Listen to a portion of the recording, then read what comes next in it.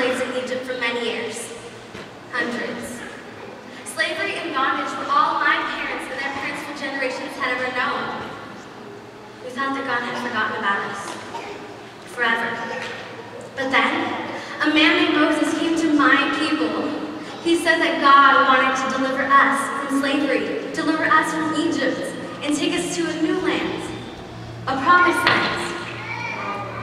God used Moses to do many miracles, to change Pharaoh's mind, to let us go. And he did. But then, he changed his mind. Again and again. Our hopes would rise only to be dashed each time.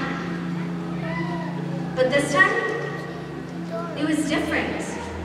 Moses said for certain tonight would be the night we would be delivered, the night we would be free.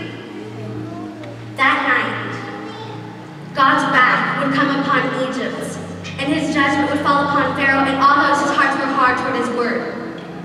The angel of death would pass over and slay the firstborn son of every family. When I heard that news, I was terrified. I have an older brother. I was so afraid he would be killed.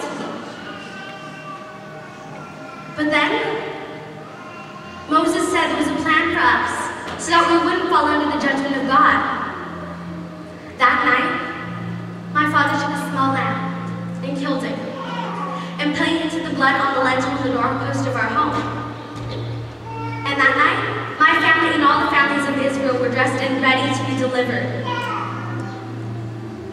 At midnight,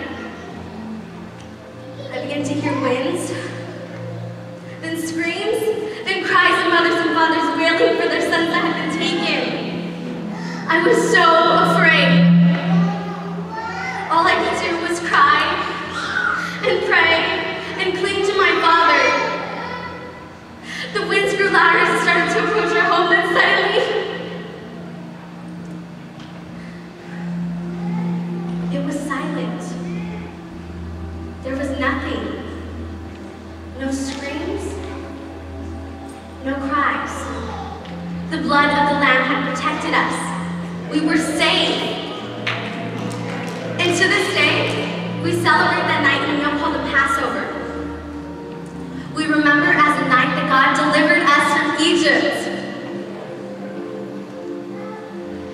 We all know, though, that Passover would be looking to a new Lamb that would come, and he would be our Messiah.